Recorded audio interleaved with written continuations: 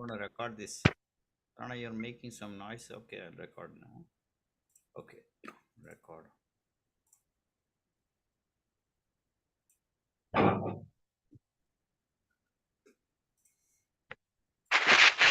Hello. Hello. Welcome everyone. Welcome to Siddha-Vetha webinar series. Today we have a interesting topic. So our topic is about research. It's a very wonderful topic on research. So today's topic, we will have an interesting cutting edge research in ancient studies. So how to do ancient, because people are thinking that ancient means outdated, like we have to go back in time, etc. But the truth is that the ancient can go with more modern, hand in hand, like When you stop the medicine, together. gastroparesis doesn't get So better. hold on, please. This is not. Do not. Okay. So the ancient, the speaker today is Dr. Sarana Prakash. So I know Sarana Prakash for maybe 20 years now, I guess. So 20 years we were close buddies. He was we did our master's degree together.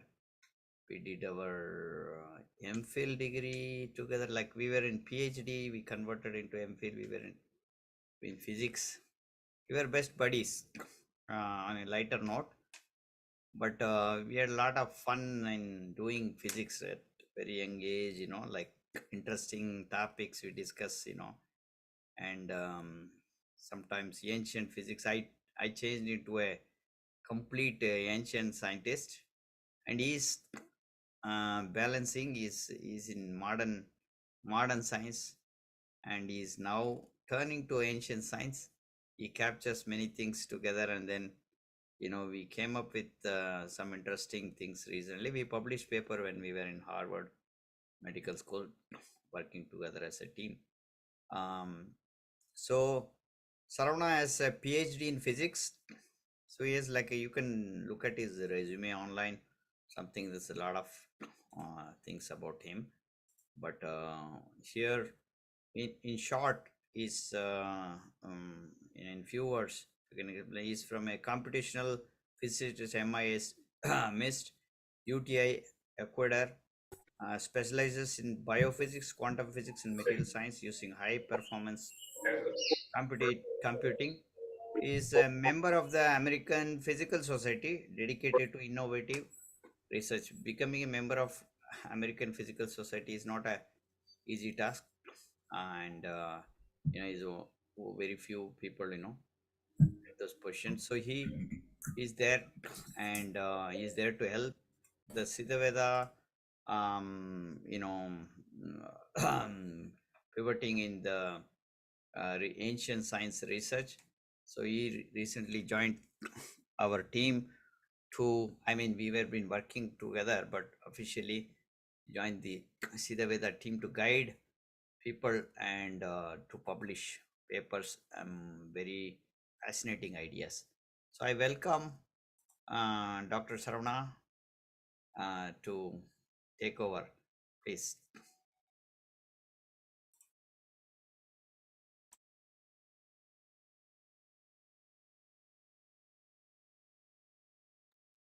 You're on mute, Dr. Sharana. Yeah. Yeah. Kindly, please.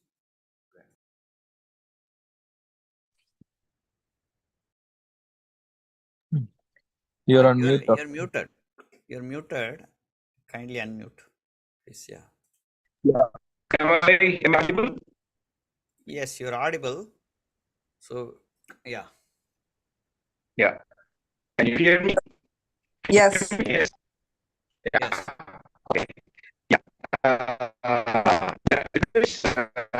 Thank you for I think it's breaking. I think your voice is breaking. I suggest maybe you can, whatever audio works, anything is fine. Yeah, I think your voice, yes. Sometimes you Can you can. hear me now? Yes, now it's clear. Am I audible? Yes. Yeah, Please. yeah, that's good. Thank you very much. So thank you very much, everybody. For I'm sorry for the disturbing this problem with my Wi-Fi. I think like my internet service is very bad.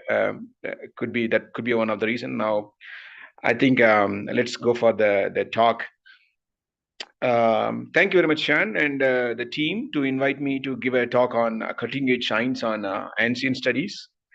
Cutting edge research in terms of what we see, we are in the world of STEM. We are in the STEM world: science, technology, engineering, and mathematics. We are in the term of understanding not just like one subject.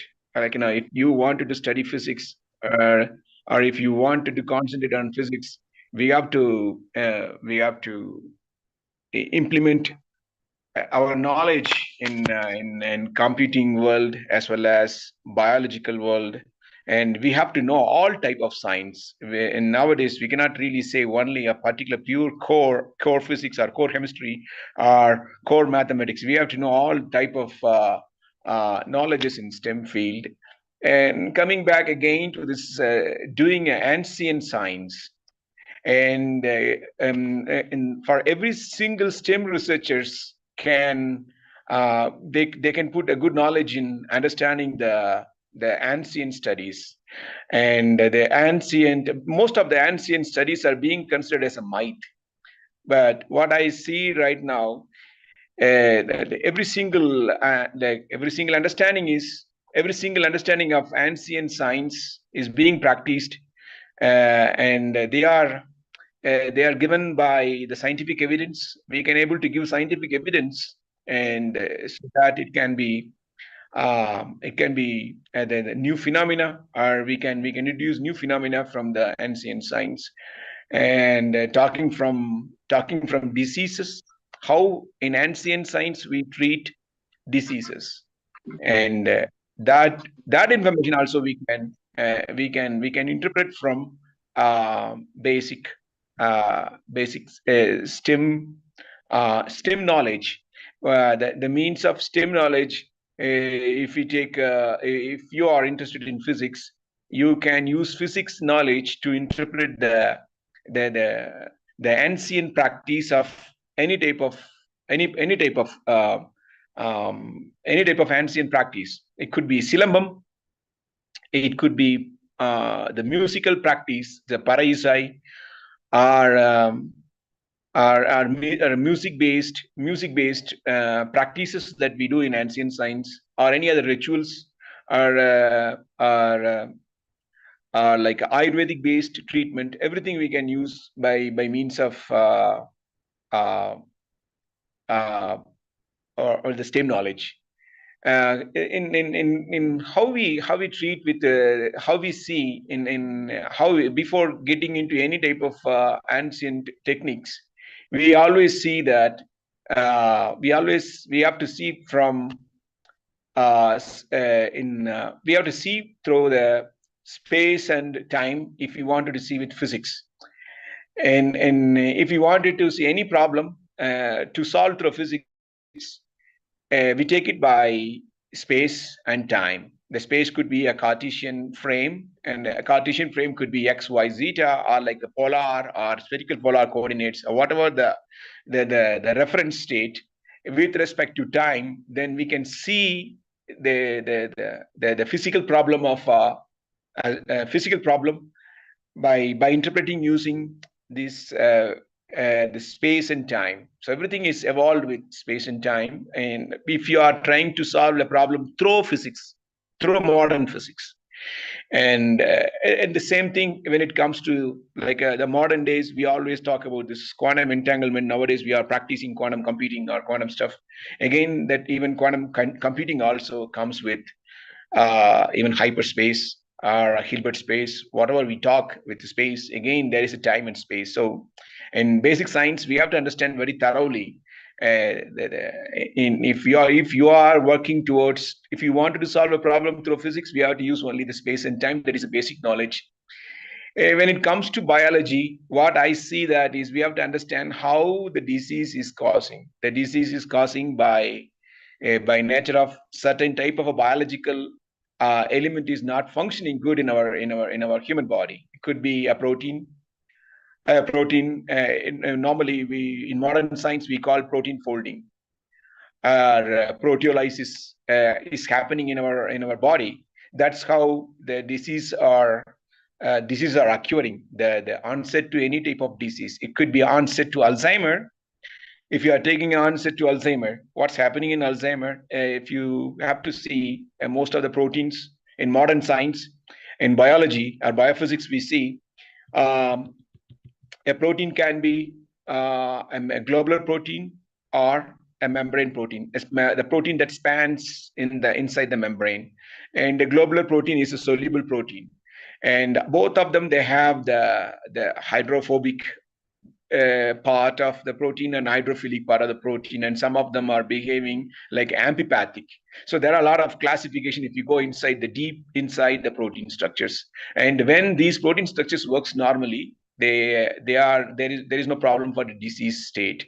And when there is a proteolysis, there is a cut in the protein. If there is a cut in the protein by doing any enzymatic mechanism, and the cut in the protein induces the protein to or drives the protein to a protein folding state.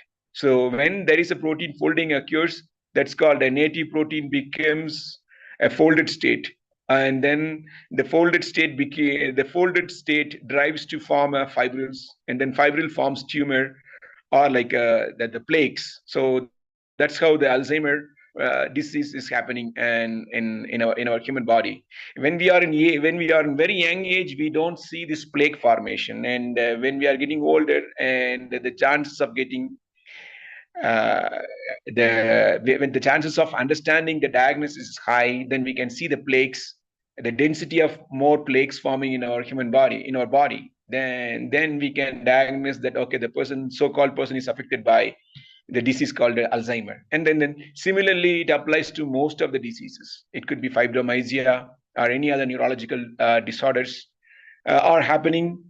The origin is protein folding. So my objective is to say, and any diseases in our human body, it causes because of a protein folding, a protein folding, and then it starts forming a fibril, and then fibril makes a plaque. And this behavior happens in both side of the proteins. Some of the proteins are pertinent to globular proteins or globular protein, so like a hemoglobin, myoglobin. So these are the proteins that they have their own functionality. If you take hemoglobin like a oxygen transporter, and myoglobin works in our muscles, and ubiquitin has its own functioning capacity. And when it comes to most of the lipid proteins, if you take Alzheimer, the Alzheimer protein is amyloid precursor protein. Amyloid precursor protein is like a 711 amino acid, or if I'm correct, if I'm correct, it's more than 700 amino acids. It's a long chain. That's why it is called amyloid precursor protein. And then it starts from somewhere in the like a peripheral membrane, outside of the peripheral transmembrane region of the membrane, as well as intracellular region of the protein, intracellular region of the bilayer. So the protein spans inside the membrane, and then it flies and the two ends of the membrane. The two ends means, I mean, the extracellular as well as intracellular. So the N terminal starts from one region, and the C terminal starts from another region. So that's how the biology, if you see membrane protein,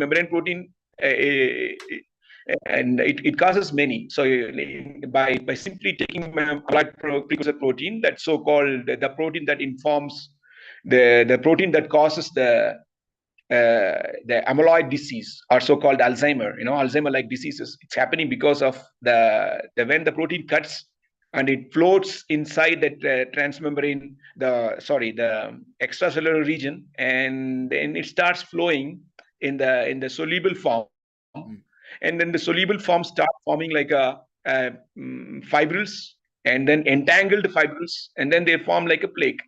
Okay. And One the second. amyloid, yeah, So we have a question on this, like, so how is this, like, how we, because here we want like people from different groups are here who have yeah, strong knowledge on thing, and some of them do not have any knowledge, or they are from different background, there are management background, other background.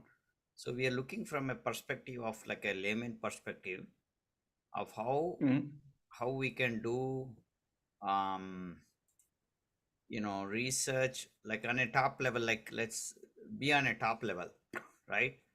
From a top yeah, level you can talk about maybe like how this can help, say, like a bunch of students are here, they want interested in PhD, some of them are interested in doing PhD, and some of them want to publish papers. So how yeah, quickly is that possible? Like we have different, say I don't have a background in biology. How can I do publish in biology when you're talking about, yeah, this kind of thing, or AI? I don't have knowledge in AI, but I may be doing some other history or some other subject. So how can these yeah, all be connected? Can you yeah, give some yeah. examples? Yes, yes, this. Thank you, Shan. Exactly. Thank you very much, Shan. If you okay, in fact, I spoke about simply about physics, space, and time, and everybody would have really bored about space and time. Like I talk about this frame of reference starts with Cartesian, polar, and spherical polar, and then in quantum mechanics we talk about Hilbert space, and all this space comes with the time always. It's wind with time. So space and time. If you wanted to see how a bell rings or how a pendulum moves, the pendulum moves a simple pendulum moves in x and y or x direction or y direction or z direction, it oscillates. If you take a harmonic oscillator, then there comes, if you want, if you're a physicist, or if some management guy, he wants to understand how the pendulum works, then he has to simply think about not a complicated physics. He has to simply think about, okay, what type of problems I can solve using classical physics. If he wants to solve a classical physics problem, he has to think only the two simple things. One is space and time. So if he wants to study how the pendulum moves, harmonic oscillation, and by understanding harmonic to understand the harmonic oscillation, you have to apply the Newton equation of motion to integrating the Newton equation of motion, that Newton's second law, and then he has to apply also Newton the third law, and then some little conservation principles. So anybody who wants to use classical physics, they have to understand these conservation principles, space-time, and some integration techniques. So this knowledge, you don't need to give much time to solve any problems. In the case of harmonic oscillator, or a harmonic oscillator means a pendulum moves, a double pendulum or coupled pendulum, or a protein, What do you mean by protein? Why are you switching from physics to protein? Okay, so a pendulum is moving because of harmonic oscillation.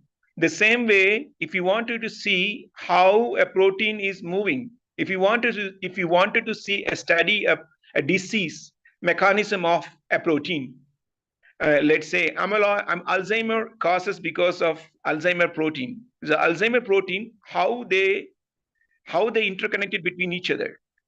It's a chain. It's a helical chain. So we have to apply this physics law to study the harmonic behavior of the interconnected amino acids that forms a helicoidal structure of a protein, that spans in the membrane protein, and then also it splices in the extracellular region as well as intracellular region. So what I am trying to interpret here is in a very short span of time. We don't have much time to publish a paper. Or if a student who wants to work with us like 6 months, then 2 months we will give like a effective training on what is a problem. So okay, if a problem, if a student wants to study the different type of uh, the biomechanical position of yoga. So for example, you are giving a project on yoga. So the yoga, let's say Ashtanga yoga, or like like let's say you have a 7 classified yoga positions, and what we can do as a biomedical side, so we can see the degrees of freedom of each position, each yoga positions. The degrees of freedom means how good we able to how many different folds are possible in one single position, yoga position. And so that we have to classify, and how many in 1 second, how many different type of folding or degrees of freedom is occurring in every single position. So this we can note down, or we can design using some software. So like in case of biomechanical analysis, and the biomechanical analysis of every single yoga position, a student wants to understand, it's more like, oh, it's look very complicated. It's not a complicated. What we have to do is we have to ask him to study some OpenSim. Like OpenSim is a small open source software. So if he goes to open source software, and then he can design the position, a position of a yoga position. That means how the degrees of the movement, how many movements are we needed, how to fold like if in a yoga position you need how to fold your hand, how to fold your legs, how many degrees you have to turn. Everything is like and the position based, and how many constraints you have to put, how many the constraint itself explains the degrees of freedom. So that much knowledge is you have to involve in the biomechanical aspects of understanding yoga positions. And when it comes to okay, if okay, Saravana, everybody in India are trying to put red dot, a vermilion on their forehead. What is the purpose? Because people are talking about vitamin D.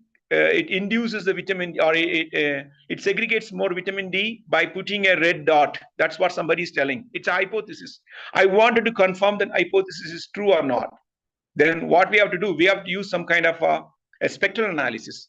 And what is a spectral analysis? So we have to see the infrared active regions by doing red, blue, green analysis. So you take a skin pattern, and then you understand the skin pattern using finite element analysis. So you take a skin pattern of your forehead, and put like the different frequency, the red frequency, how it activates, and then blue frequency, how it activates. So if you put like a red vermilion, blue vermilion, and yellow vermilion, and a different type of red dots, marks.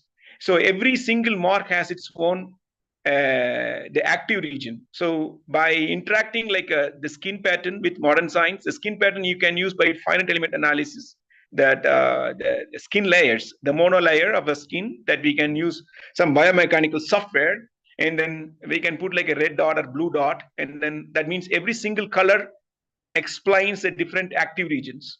So 400 nanometer to 700 nanometer. That's how our human eye, in human eye, we have a 400 nanometer to 700 nanometer. That's how the human opsin works. So we have an opsin molecule in our eye. That opsin works the visual region for the visual pigment. So the pigment in our eye works on in the visual region. So the same way, if we wanted to answer the hypothesis, the so-called hypothesis, that why we are using the red dot in our forehead in India, why is it like a religious practice or scientific practice? In order to answer that, whether it is a spiritual or scientific, so we can do the experiments. That is how we have to implement the physics as well as biological knowledge to know the unknown unknown facts of ancient science. Still, we are practicing it, but we don't know the real reason. So, in order to know the real reason why we are using a red dot in our forehead, again, by doing a simple, like, the skin layer, and then put a red and white and red and green and yellow pigments, and then you try to see the interaction of this pigment, and by using some radial distribution analysis and pair correlation analysis. What is radial distribution? That means how good the red dot is interacting with the skin layer by using some potentials. So coming back again to the physics to biology, this, as I told you about this space and time. So as you know, this harmonic oscillator, the so-called Hooke's law. The Hooke's law, we talk about how each atoms are vibrating. That's called harmonically vibrating each other. The same vibration also takes place in a protein.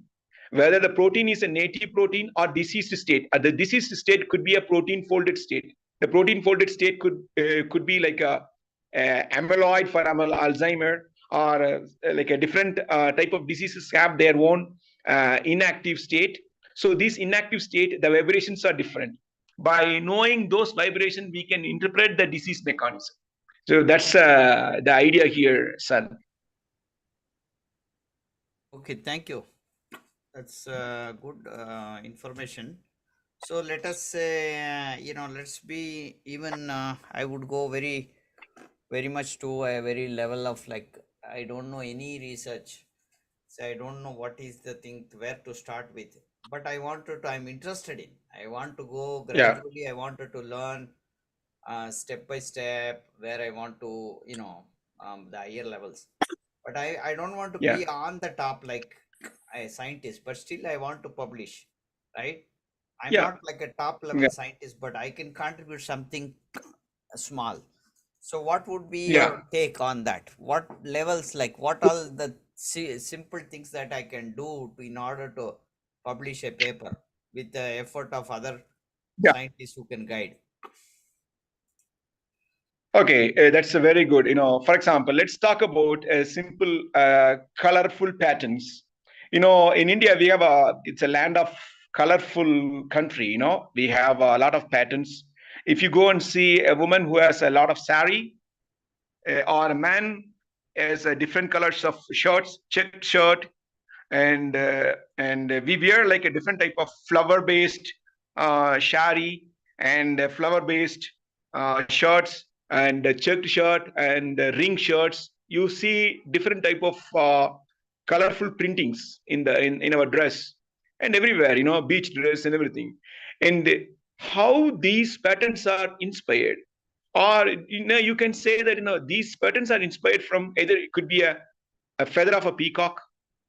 A feather of a peacock, you can see many in Kerala. You can see a sari comes with a peacock feather, how it printed there. And you want to see how I can simulate them. What are the different type of metastate color patterns, metastate color pattern I can acquire? How to do that? So these, let's say in physics, what we call is like a reaction and diffusion rate. So reaction and diffusion is an equation. It's a normal differential equation. So the reaction, there is one differential equation, and diffusion, there is a one more differential equation. So you take a reaction equation in mathematics and diffusion equation in mathematics. You coupled these two mathematical equation, and one is reaction is for feeding a color, and the diffusion means you are reducing the same color with using some other color. If you wanted to see a colorful pattern of two different colors, a pattern of, let's say, if you have I live in Ecuador. I've seen many type of frogs. The frog, the rana. In biological name of frog is Rana hexadactyla. So the rana, that the so-called frogs in Amazonian area, we have a different type of colorful patterns that they have in their skin. So these skin patterns, they form based on this mathematical equation. That means you can say these skin patterns in the in the frogs, we can approximate those skin patterns using this mathematical model, so-called reaction diffusion. So that's how we have to inform the student the interesting problem of how this structure is occurred, what type of mathematics we are using. So there is a reaction equation. Then if you simply say a student, you are going to study ordinary differential equation today, so the student will not understand anything. So we have to give the most common problem, very interesting problem. Today we are going to see the color pattern, how the color patterns occur in the sky. Let's say WebGR, the rainbow, how the rainbow color is happening. I want you to make a rainbow color with yellow, high yellow, or high in blue, or high in red. Could you make it? How the student will make it? The student will make, or if even if he don't need to understand anything, he has to know simple the quest. We have to give interesting problem, so that an interesting problem, and then two different tool. One tool is mathematics in that case, and then we have to tell them how to use the mathematical tool and how it's been used. So if we simply tell that the mathematical tool that we are going to use is ordinary differential equation. So the ordinary differential equation will help to understand the colorful pattern formation. So that there he gets idea of, oh, okay, the colorful pattern of rainbow is formed because of the same reaction diffusion equation. And I can also study the skin pattern of frogs, a colorful frogs, or zebra, or a tiger that has a different type of stripes in the tiger skin. Tiger skin has a different type of stripes, orange, the yellow and black color stripes they have in their body. How they form? They form a certain proportion of two different colors. The binary color formation, binary color pattern formation in a certain way. It happens in tiger as well as in cheetah. So most of the naturally inspired problem, how the animal skin color pattern occurred, and how the frogs and amphibians, they have their own color. Let's say how the jellyfish has its own color, and these are the naturally inspiring species that they have their own color pattern. This color pattern can be studied using this simple ordinary differential equation.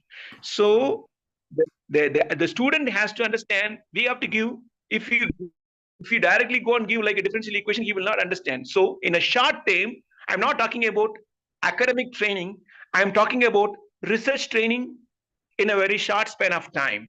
So we have to give, this is a problem, this is an equation. So one is for reaction, another one is for diffusion. Then it's easy to teach the guy mathematics, as well as at the end of the day, he will learn how to get the different patterns, and he will use his knowledge to implement for different type of problems. Yes, wonderful. This yeah, it's a very good thing that we can do. So here I have I mean input suggestion, or that could be a question also. Say in ancient science, we talk about transformations. Transformations are like all these 5 transformations, like how we have spectroscopy in the light spectroscopy, we have taste spectroscopy, and sound spectroscopy, smell, touch, all these 5 sensory spectroscopies are there. In modern knowledge, we are limited because they look at all olfactory in all this molecular level. They are looking at receptors, etc. Here, how do we connect? Like if we wanted to go a little deeper, because there are people who know ancient science completely without knowing modern science. Okay. Which means they have a different set of axioms. So we cannot prove the axioms right away by proving origin theory and all right away in people won't accept unless we develop that, like Mayan theory. But yeah, we have that kind of knowledge, but to what extent we can go, linking Yeah, it may, not yeah, necessarily the modern science is speaking the truth, but it can give some yeah. interesting research. But how do we link these two things? To what extent we can? Yeah. Yeah, I would thank you very much, Shan. It's a very good question. It's interesting. And one is like the ancient science that's like unknown fact. Let's say this the taste receptors are like olfactory receptors, and how they work in ancient science. And are like making like the Ayurvedic pashpam for a certain particular application. Pashpam means it could be legium. We call legium, and how they make it for particular application, and how they able to overcome all those problems in the yogic, sorry, in the Ayurvedic medicine. In Ayurvedic medicine, how they overcome all those things. And I think they have profound knowledge on microbiological aspect as well.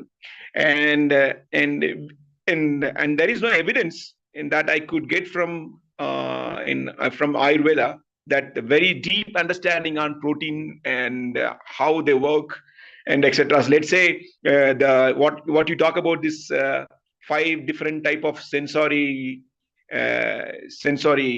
five different type of sensors in our human body. Like one is like a olfactory, and another one is this taste receptors, and visual receptors.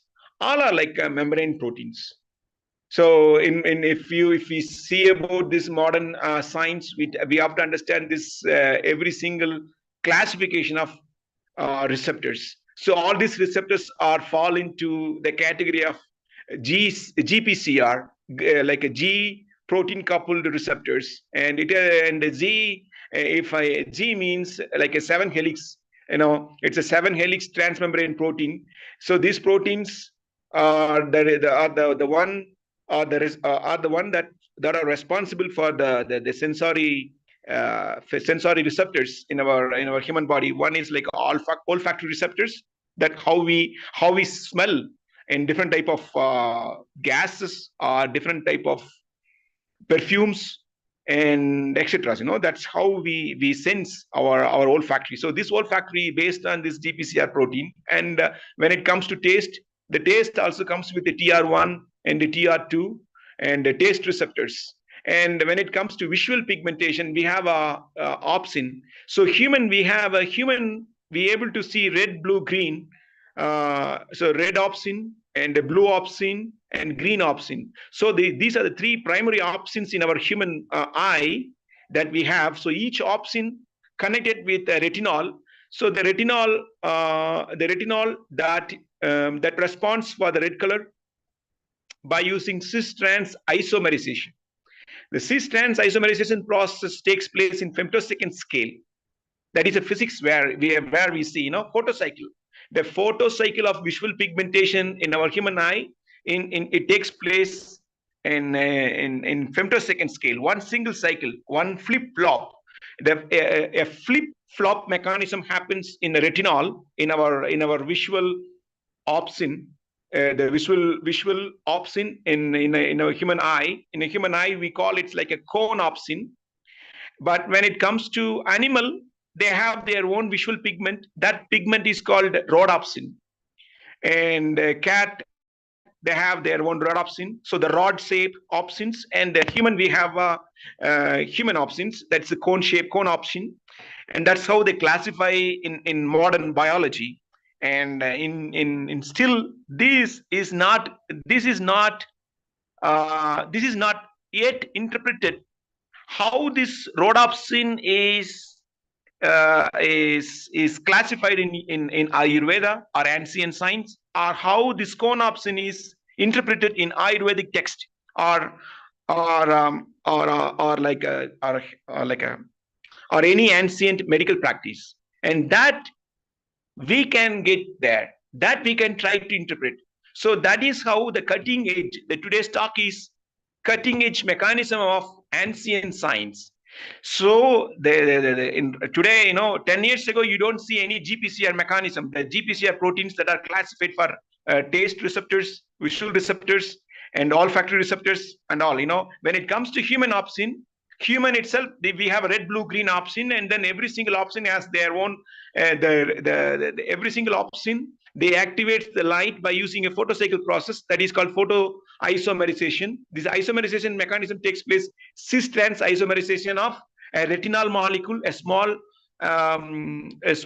xenophobic molecule that stays inside the 7-helix transmembrane protein, so-called opsin, the protein called opsin. And it's again GPCR for the visual pigment. When it comes to taste bud, the taste receptor is also TR1 and TR2 and TR13, and then sodium channels. Again, they are in that. So this has different type of the interaction behavior. By using simulations or computational modeling, we able to see the protein behavior. Let's say if a person who is inactivated, like a color blindness, then the color blindness happens, the retinol in the human visual pigment, it's not working good, or the photocycle mechanism of a person who has a color blindness was not appropriate as a person who has a normal one. So the photocycle mechanism differs in modern. The photocycle mechanism explains the color blindness, or it can interpret the color blindness by understanding the human opsin photoisomerization technique. And the same way when it comes to the taste bud receptors, the taste bud receptors TR1, they have its own different mutations. And the TR1 to the taste receptor 2, taste receptor 3, and every single receptors TR1, it's maybe a TR1 receptor, taste receptor 1. In modern science, we talk it's a protein structure, and then protein structure that is only pertinent to sweet taste. And TR1 to TR2, 3, and coupled with TR2, they could only they work for bitter taste. So every single receptor pertinent to certain type of taste. So, but they are all belongs to a family called GPCR family, and they are belongs to the taste receptors, but they are again subclassified into TR1, TR2, TR3. Sorry to bother. Dasta has a question for you. Yes, Dasta. Oh, yes. So I was hello. So I was wondering about Ayurveda. You said, and you're mentioning you're relating a lot of things to protein, like understanding the protein is how you can determine if things are going bad, or you mentioned a lot of different things. Look, can you give another example, like in an Ayurveda practice that you want to write a research paper on, and like how would you go about studying it? Like, for example, mercury is used in Ayurveda. So with your background, like how would you study that, like how you explained towards the research paper? Yeah, that's thank you very much for that's a good question. And it's a mercury, like it's always we have in our dead old times we are using always metals. So the metal is a certain type of metal like a metal interacting with some proteins, and that's by classically that we can use by simulation, and how metal particle interacts with the protein molecule, that we can do the simulation, then we can study. That could be associated value for an added value for the Ayurvedic practice, and also like a nano encapsulation of protein, lipid, and very tiny proportion of mercury.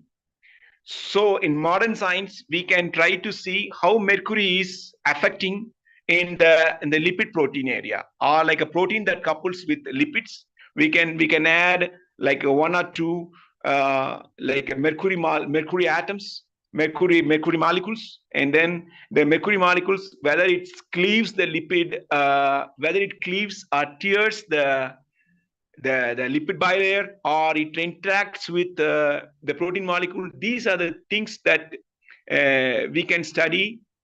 They study the interaction of metal molecule, a so-called mercury molecule, how it interacts with biological system. That means a biological system means water, protein, and lipids.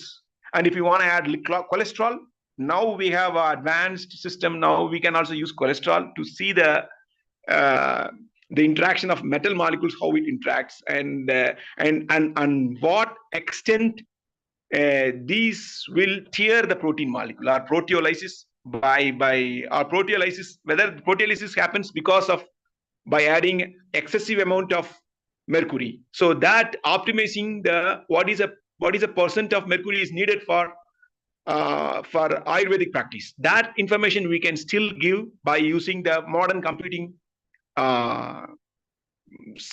computer simulations. That's one of the example that I can explain you. And the other thought is quantum dots.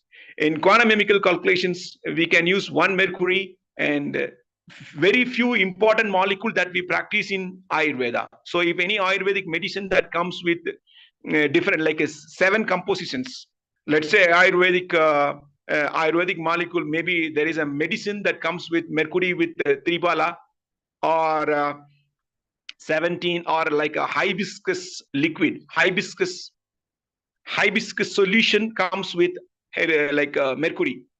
Or like rasagandhi milagu, like we say, rasagandhi. So, or like a jasmine, jasmine mixed with silver amalgam, silver molecule, and or like and even some yogic practice, some Ayurvedic practice, they also use ghee. So the ghee is a high cholesterol, refined, like nice. It's a purified butter, the purified butter. And then we can also purified butter. It's a membrane. It's a lipid. Purified butter is a membrane, like it's a lipid bilayer. It's lipid like lipids.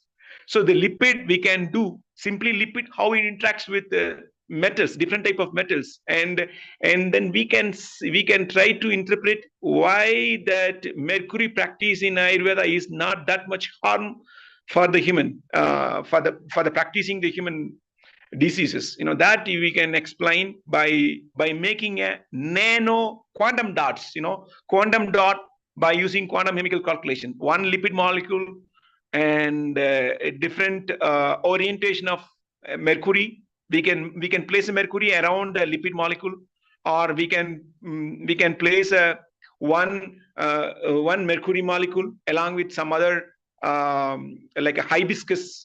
A hibiscus means plant. That plant definitely has some protein. So hibiscus solution definitely has some kind of flavanol or phenol compound. So definitely, if you are using a hibiscus solution, definitely hibiscus is a colorful colorful element, and the red color. So the red color could have some kind of a resveratrol. I'm not sure, like kind of a phenols, some phenol compound. So hibiscus might have an excess amount of phenols. So we can try to understand how the phenol interacts with mercury. So if we study that, then it can support the understanding of Ayurvedic practice also, or we can it gives the additional value for the reason of Ayurvedic practice. Okay, well, quick. Thank you so much, Sarvana. That was a nice explanation. Yeah, you have another question, or okay? Yeah, one more question. So the doshas in Ayurveda and Siddha. Yeah, I'm sure there's a lot of research that has been done on it, but can you apply the same method to that, the scientific and I mean not scientific, I meant mathematics and physics? Yeah, exactly. Thank you very much. Exactly. Thank you very much. You asked me very perfect question. Right now I'm thinking about this colorful pattern that forms because of mathematical modeling, and this reaction diffusion equation is being used for death rate and birth rate. That is famous equations and famous application. There's a lot of many applications that are based on this reaction diffusion equation, or and in mathematics also we call Gray-Scott model. and the Gray Scott model used for pattern formation, and the same Gray Scott model type, the Gray Scott model itself is reaction diffusion. And then reaction diffusion, one is for feeding, another one is for killing. Feeding equation and killing equation. That means birth and death. Population science. Again, for understanding the population science or epidemic modeling, we are using this reaction diffusion equation to study the death rate of COVID. How many people are dying because of the COVID or any epidemic factor? How the epidemic factor is affecting a certain region of a certain country. Again, we use this mathematical model to approximate the real data. So understand the real data, we can model and then we can estimate. The same way your question is about this different complex. Like let's say Vada Pitta Kappa. Vada Pitta Kappa. Like if you have a data of 7,000 or like a 70,000 people who has a complex of like a Vata and Pitta, and they are highly prone to a certain disease called X at the age of 49, and 85,000 people who has prone to myopia at the age of 69, those who have a complex of Vada and Kappa, like Vada and Kappa, like in 70 and 30. And if you have these data, and then these data can be confirmed or can be interpreted, or we can evaluate whether it is a true data or not, or because we might have this data, 70,000 people or 80,000 people we might have done only in India, and we have to have the understanding of some other countries also. If we have some other data, like a Vada Pitta data of the patients, those who are not practicing anything, just simply we have the data of the Vada complex and the combination of Vada Pitta or Vada Kappa complex or different type of permutations you have, we can try to understand the disease progressing mechanism by using this type of mathematical equation that is called killing rate and death rate. Killing rate and birth rate. That is reaction and diffusion of Vada complex. Vada complex I can take is a feed rate, and Pitta complex, it's like a killing rate. So I increase a Pitta, what happens to certain particular disease for certain population.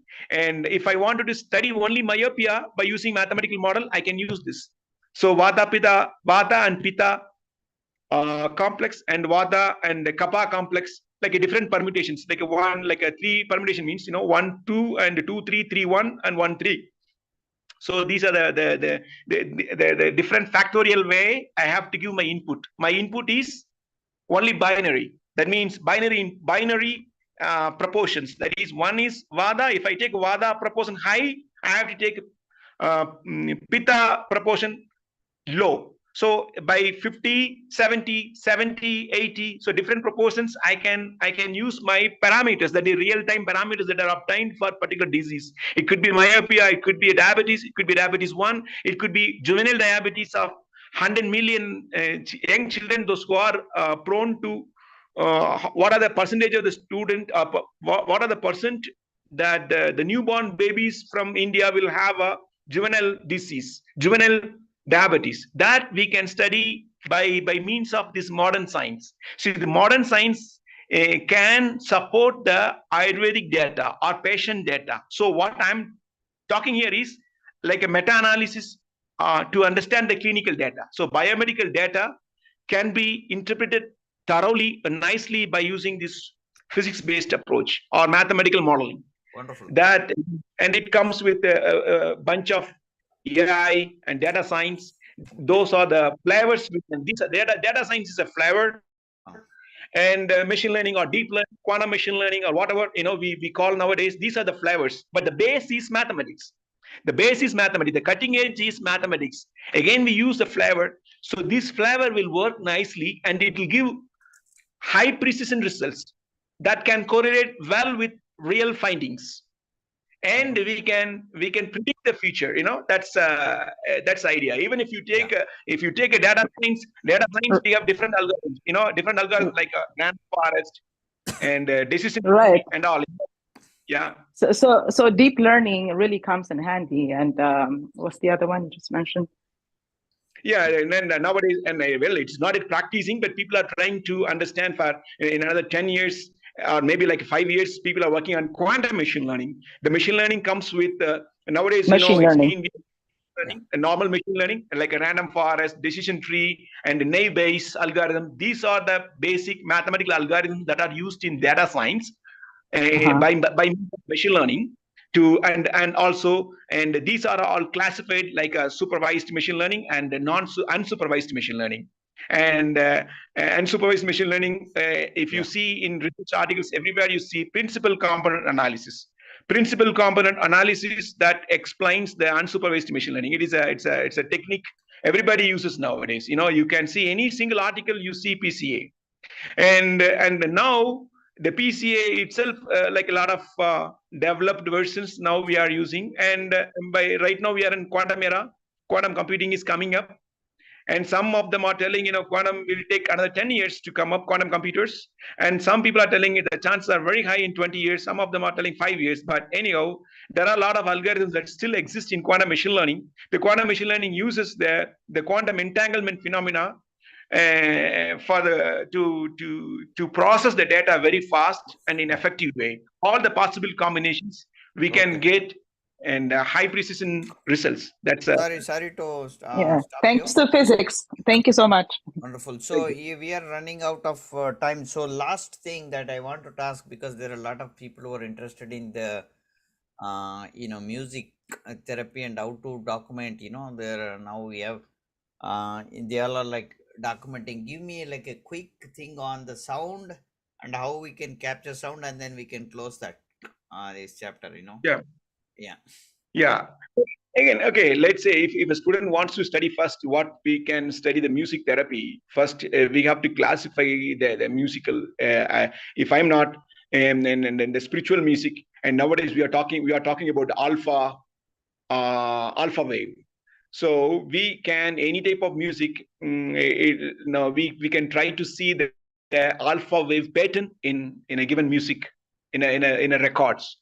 So that we can use the modern, like a physics tool or mathematical acoustics tools, let's say Fourier transformation and Fourier transformation based, and it's a simple signal processing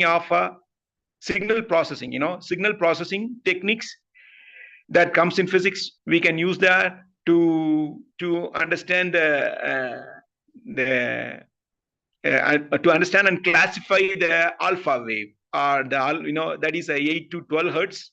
That we can study. That is a more interesting, what I feel, to capture the alpha wave in any type of the signal processing. So that's one idea that I am proposing. And we can also see the harmonics and how the harmonics are, we can practice in our daily life. That also we can make use of the music therapy. Can I have a question, sir? Yeah. Actually, yeah, hi, sir. So we discussed on the first meet. So you told me about the terahertz discussion in pranayama. Terahertz in pranayama. My question is, so how to hear the terahertz, the normal ears, because human can't able to hear that terahertz sound. We have up to 20,000 hertz capacity, right? Yeah. So what is the procedure? No, it's great, Varshit. It's a good question. Actually, I was talking, people are working on terahertz medium. They are using terahertz field. They are creating a line. It's similar to electromagnetic field. So they try to filter the music, or like a washing. You are putting a washing machine.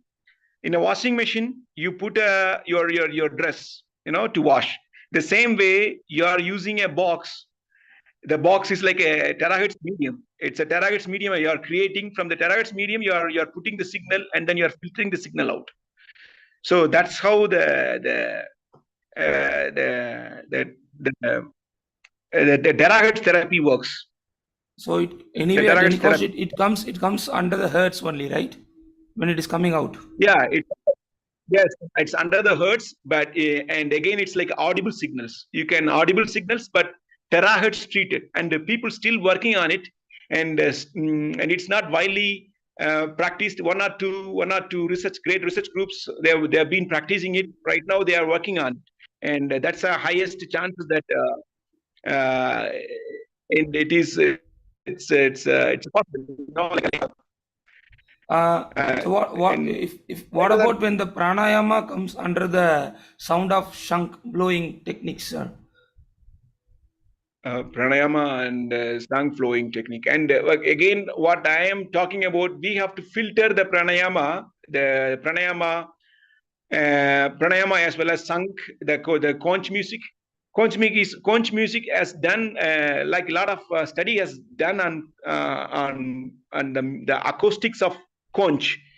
So the conch music, still I have no idea much about this terahertz based the medium. It's a new field, and but we have to see a lot of literature regarding that.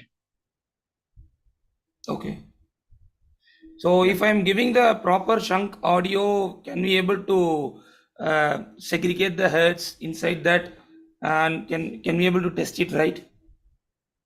Yes, we can do that. That's how that's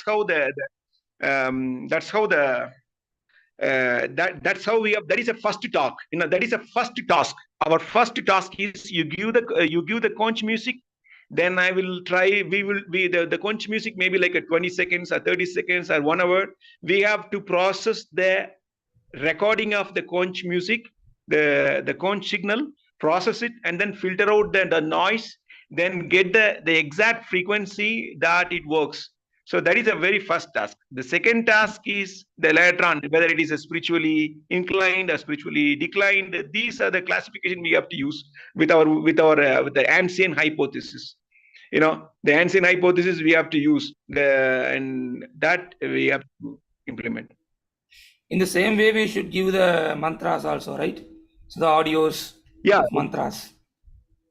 yeah, I'm working on it, and I'm working on it right now, and right now I'm thinking also how to do, in how many minutes I have to use it, and first we have to get the resonance behavior of every single the musical tones. So that resonance we have to optimize. That is the first task.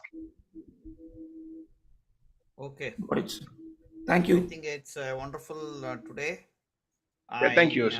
We are running out of time. Usually, 10 o'clock is our cap, So, really laugh. But I think we should close today. Any other questions, you can contact Saravana Prakash at this email given, shared here, saravana.prakash@siddha-vetha multiversity.org. And and people wanted to do some of the PhD. We will have few more people in the team like Dr. Saravana Prakash in different areas, and we will be guiding you. We are planning to open the PhD for fall jointly with other universities, so each one can do on different part of ancient science. We do ancient science from a modern angle, from an ancient angle, so we'll have different kind of committee members for the PhD. So what eligibility and all these things, if you want to discuss, you can email to info@siddhavetha.org.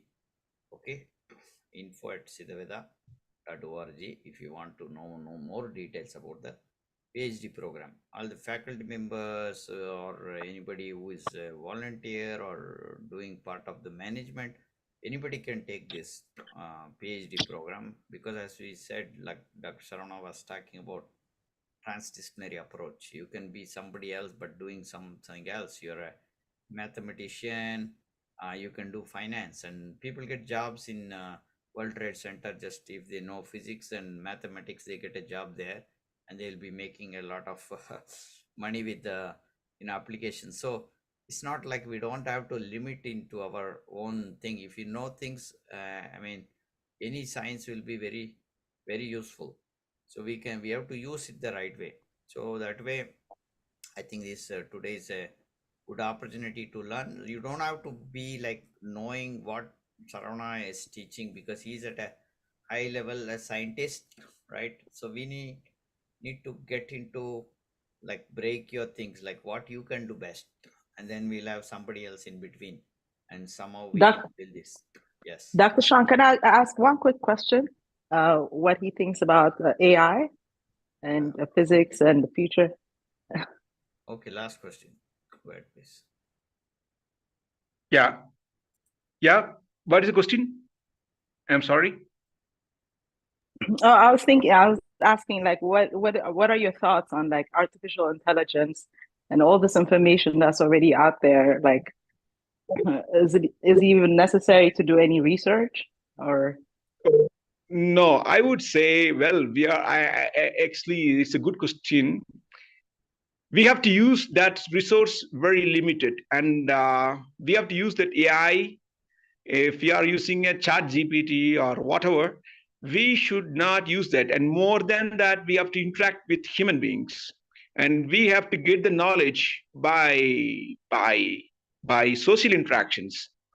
And we are better than AI. We are better than we as a human, we are better than AI. But AI will give you time like you can save your time just for fast task, for your daily task. Maybe you can use AI, but not for growing, like a professional growth, or like your like intellectual growth. You need by your own practice, because AI is doing many of your work.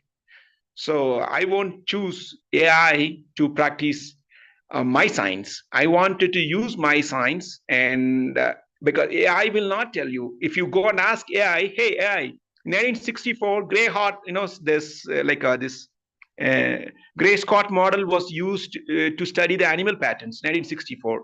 Could you give me an idea what else I can do? So it can go some extent.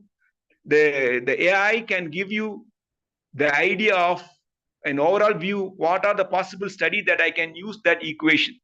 So it can give you a task for you to do, but you cannot really design the difficult question, or like your own problem. You have to design your own problem, that not the AI.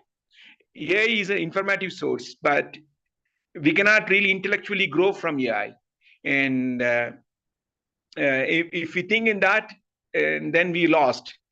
So it's my point of view is in very as in the very beginning I told about the STEM: science, technology, engineering, mathematics. I spoke about physics. Physics means space and time. One student, if anybody wants to study physics, you don't need to much worry about understanding all the principles. If you want to study physics, simple conservation of energy, conservation of momentum. If you study that, and how the frame of reference works, and how to design a frame of reference, a basic like a sophomore physics is enough. Because even my PhD work, and right now I'm also working, I again use the basic principles of physics. So the even if I'm doing high-end physics, for my research, I still uses the basic physics. So basic physics, what I feel is, what I see that is conservation principles, and a few laws, and the space and time, that it consists. And biology, when it comes to biology, one is proteolysis, what happens to the protein, and what happened to the amino acid, how it interacts. So again, you are studying some types of interaction behavior, or how the interfaces of water and protein, or protein and lipid interfaces, how they interact with each other, and how the free energy is calculated, and how the energy is being saved. And the same replica you apply in the material science world. So there are a lot of things still we need to work with our own intellectual, and I don't believe on make using of AI. Wonderful given. So thank you. We have also another scientist, Raki Viagra, here. So maybe next week we can interview her, and maybe everybody can attend. Hello, Raki, Dr. Hello, sir. Hello, sir. Can you hear me? Yeah, fine. Thank you, sir. Thanks for giving me the opportunity. I would definitely talk. Yeah, so next week, you can give your talk, and so that way we want to motivate people to do research, not be scared of things. Like Yes. you can do anything today, actually. You can Yeah, learn little things and do wonderful things. But definitely. Definitely. when you don't have to know many things today, I can be a carpenter, I can publish papers, I need to know Yes. the carpenting thing only. Yes. I don't have to be think that somebody is big or small. I mean, whatever you're doing is good. If you know how to cook, it's amazing. You don't have to know, but we can publish that cooking part, like Yes. ancient culinary medicine, etc. Right? So to Yes, sir. that level, we need only to bridge there. That's what empowering is. Empowering doesn't mean you have to know everything and learn things. Like we empower them with whatever they have already, Yes. right? Definitely. So that is what is needed, and today that's what we wanted to do. And next week we will have also Raki Viagra. She will be in our team soon, and she can give a talk. Everybody just listen to that. And Dr. Sharavana also, you welcome to join. So we'll have, because we need layers of people. What Sharavana might be talking, we need to understood by Raki better, and then we have to bridge the gap, right? I can understand, or things like my science Raki can understand, and then she can interpret well with Saravana. These things Yeah. can happen. Yes, And sir. because we are in ancient modern science, I have shifted from modern to ancient science long time back, and I know how far I can go in ancient science. So I'm in modern science because I went to like a little peak of modern science, and then I came all the way down, but to do something else. Okay, so I think now there is a very good opportunity for all us to join together and make both worlds successful. You can have the modern science thing, and wherever applicable, modern, and we can bridge the gap. Okay. Surely, sir. And I have talked to Mr. Kiran Varsit also that I have just completed my MA Yoga Shastra after completing my PhD in ultrasonic instrumentation, and I would to go for a PhD program in this ancient science as well. So let us see how will it work with my limited knowledge I could share. Yeah, definitely. We can work on that. Yes, sir. So next week, you present your stuff. I'm Sure, already sir. done, and then we'll take it from there. Definitely, sir. Thank you. Thank you all. Thank you, Dr. Saravana. Thank you. Thank you very much.